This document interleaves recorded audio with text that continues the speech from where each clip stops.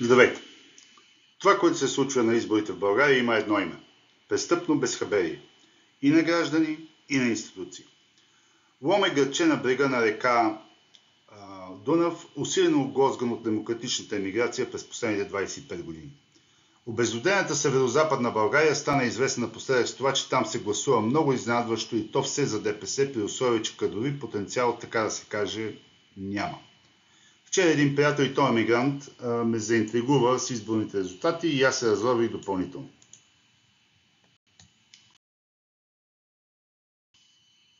На площ от има няма 20 км квадратни, понеже градът е малък, има близо 10 секции. Като разстоянието между тях е нищожно, на няколко стотин метра до километър. На такова разстояние рядко се случва да живеят различни по менталитет и виждания хора, така че изборните резултати да са драстично различни. Но тук са.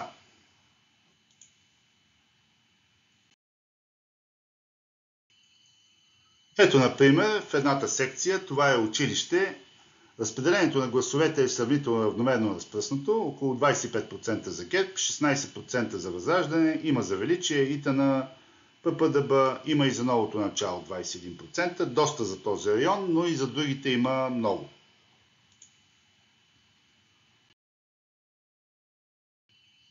Минаваме само на няколко стотин метра настрани в секция 017 и гледайте какво става.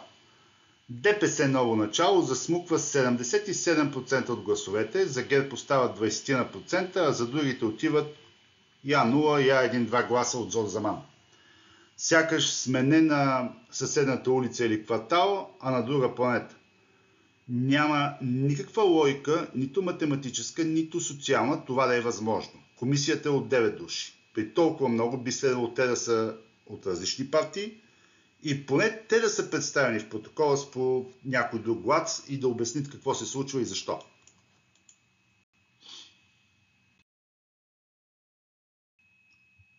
Преместваме се на километър в страни.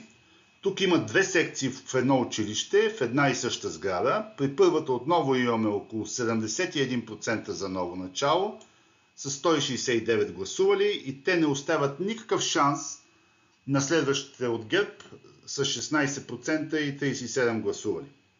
Възраждане, МЕЧ, ППДБ, БСП с по няколко гласа.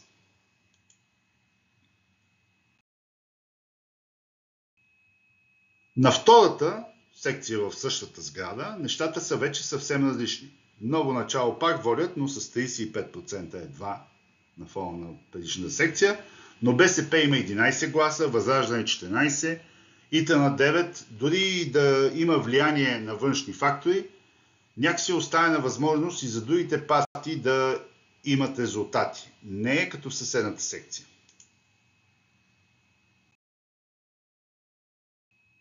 Ще сравним двете графики. Виждате очевидната разлика. Няма никаква логика хора в един и същи квартал да гласуват така. Сега вземете кои да е две секции от Варна, Бургас, Своге, Хасково и прочие, които са в едно и също училище.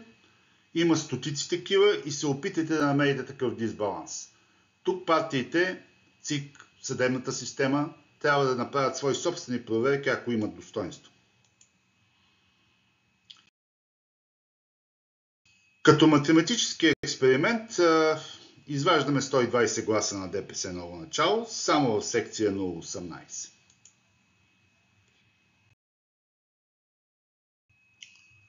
И изведнъж вида на двете графики стана идентичен. Сходни резултати, разпределени за всички. Ако бях конспиратор, щях да кажа, че всичко щеше да е наред, ако от небето не бяха паднали тези 120 гласа в едната секция.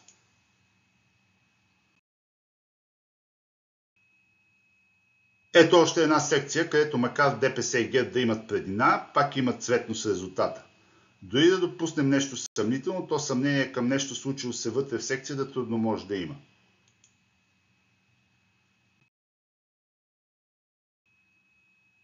Размисли.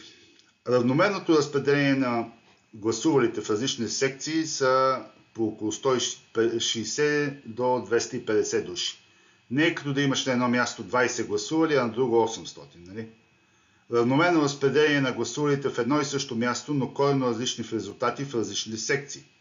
Всеки учен, занимавал се с статистика, ще ви каже, че нещо тук не е наред и всеки честен прокурор би се заинтересувал. Втори факт. Известно защо комисиите тук са огромни. Все по 8-9 души, при 200 гласуващи, кое налага толкова хора, когато много по-големи секции на други места се обслужват от 5 човека спокойно? Трети факт. Гледах част от камерите и не видях нищо съмнително при броенето. Но резултатите на секция 17 и секция 18 са много неочаквани.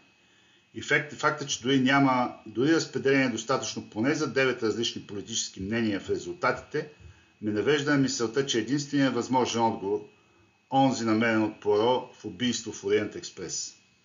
Тук обаче, уви, бе убита демокрацията и бавно се убива България. Малка забележка, от протоколите са извадени резултатите само на най-големите партии.